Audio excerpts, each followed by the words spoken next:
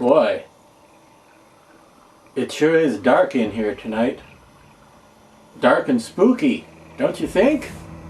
Dark and spooky. Why is it so dark and spooky here in the Library of Horror Hotel? You can't even see me, can you? I'll bet you can't even see me. You can't even tell I'm here. Well, don't be scared. Don't be scared.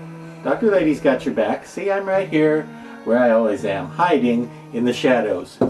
Which, when you look like me, is not a bad idea, really. Anyway, it's time for a dark and spooky looking installment of Creepy Cheapies, where we look for cheap Halloween masks. Now, usually, the term cheap is very relative as I use it, because I have cheap relatives.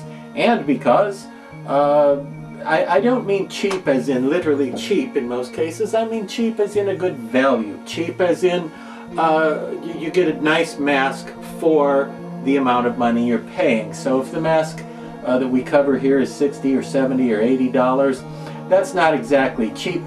Is there a bird in here? Yeah. It's not cheaper than cheap, but it's a good value. It's worth $60 or $70 or $80. But tonight, I'm talking literally cheap, because the mask I'm talking about sells for, no kidding, 20 bucks. Now, I've seen it for much more. I've seen it online advertised for as high as $50, but I'd say that's too much. I'd say don't pay $50, because you can beat that. And what you're getting, if you can find one for 20 bucks, you're getting a terrific, a good deal. What you're getting is one of these. This is the fluorescent green Blacklight Blast Alien. And that's his only name. He's not called, you know, Melkoshian or Andorian or Questafarian or Rexacoricophalopatorian or anything like that. He's just an alien. Now, the great thing about him is that obviously he is very blacklight reactive. Now, he doesn't glow in total darkness. That would be phosphorescent, like if you put him near a light bulb for a while and then turn out the lights and he glows. It's not that kind of glow. That's phosphorescent. He is fluorescent. Now, let's have that word on screen, fluorescent. It's F-L-U-O-R-E-S-C-E-N-T. So it looks like fluorescent, a very popular word in the 60s and 70s, but since that time, the powers that be have decided that we're all too stupid to pronounce that word or to understand what it means, and probably because they found it annoying that so many people spelled it fluorescent, starting with the rather more logical looking F-L-O-U-R, you know, like flour, like you put in a cake. Yeah, it's not fluorescent, it's fluorescent is the way it's spelled, F-L-U-O-R. Fluorescent, that means it reacts to black light, and it glows under black light, you see, just like this guy is doing for me right now. Fluorescent. Now, that has since been shortened, as I was saying, because the powers that be decided we were too dumb for the word fluorescent. It's been kind of abridged to the shorthand fluorescent, which is neon. And they figure everybody knows what neon looks like, because you see, they think you're going to see fluorescent printed out and you're going to go, fluorescent, science word, I don't know. But if you see the word neon, you'll think, oh, the thing that's in the beer signs down at the bar. And you'll know what neon means, and that means it's bright and it glows. And the reason I'm pointing all this out is because for 20 bucks you can get something that's wonderfully blacklight reactive. It is fluorescent.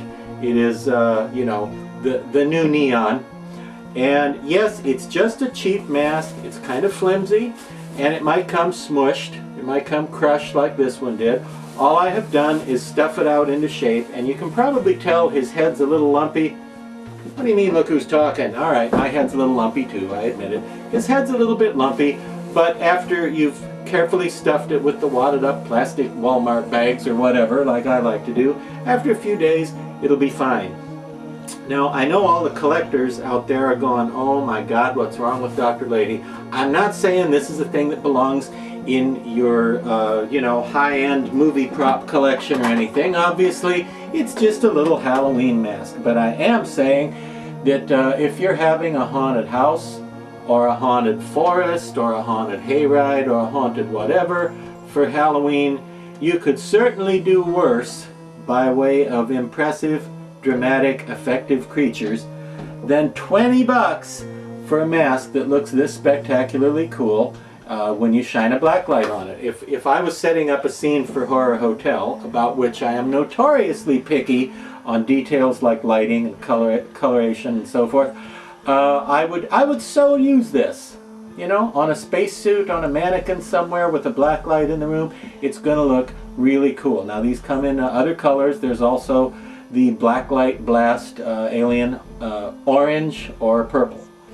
Both of which are nice, although the green kind of looks the most like an alien, you know, like people's concept of a guy from another planet is a little green man. So I think the green one is my favorite, although the orange one is very impressive. The purple, a little too dark for my taste.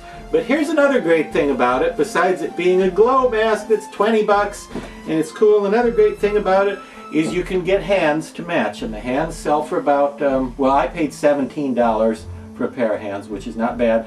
But now these aren't going to look too good when I first show them to you. You're going to be like, oh, Dr. Lady's completely lost it. But hear me out, hear me out. They're not that impressive when you get them from the company. Now the company is HMS, just like Her Majesty's ship, HMS. But it actually stands for HM Smallwares Limited. And the H and M stand for the names of two of the early heads of the company, a man whose first name was Harry and his son whose name was Mark, and that's the H and the M.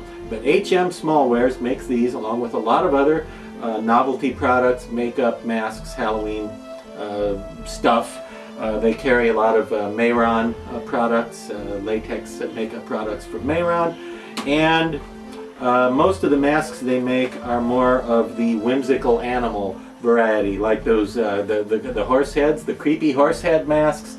They make that kind of thing, and masks of like foxes and birds and dogs and cats. And now these are flimsy. They're just thin rubber. Really, they look like Playtex dishwashing gloves. All right, they're not that exciting when you get them. However, again, hear me out.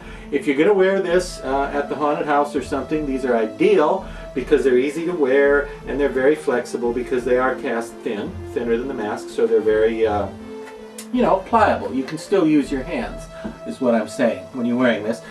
But there's not much paint on them. They're just the green or purple or orange. They do make the hands in all three colors as well. But here's the great thing about the hands and why you should have a pair. If you're a fan of the Trick or Treat Studios or Don Post Studios versions of the Halloween 3 masks, okay, these hands under Blacklight look exactly like a perfect match for the Green Witch from Halloween 3.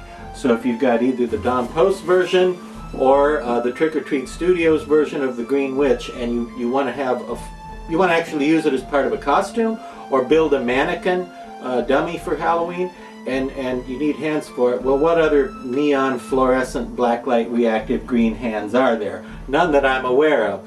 But these, under Blacklight, they look exactly, well, even under normal light, they look awfully close.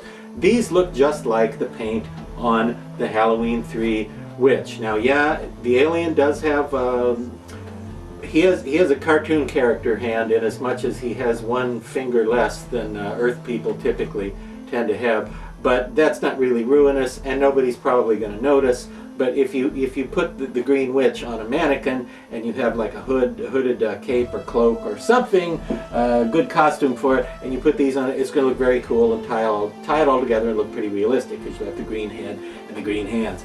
And again, I know you're thinking, wow, those look cheesy because they're all flat and flimsy and all that, but that's okay. Let me show you one more thing.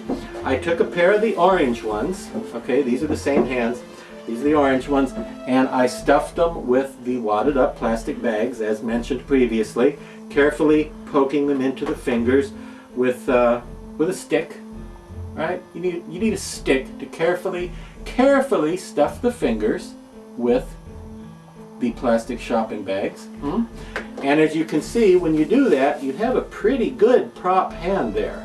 A pretty good fluorescent, glowing, blacklight, neon hand. And it's the same hands, it's just that when they come, when they arrive at your home, they're going to be flattened out and not look that impressive. And when you stuff them, they're going to look pretty darn cool, like here. Okay? So that is what you want to do, is stuff them if you want to use them on a dummy. If you're the dummy and you're going to be wearing them, then that doesn't matter because they're going to look fine. But here's the other great thing about these hands, okay? Once again, going back to the Halloween 3 collection, if you're a fan of those masks, get yourself a pair of the orange HM Small Wares Blacklight Blast Alien hands. Get the orange ones because under Blacklight they look exactly like the pumpkin.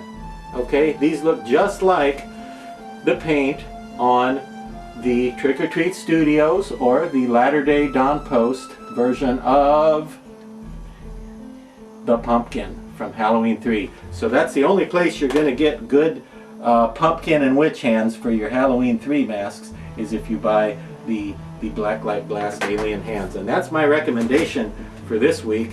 And gosh, wish me luck finding my way out of here in the dark like this, huh? I know. I'll take these candles with me.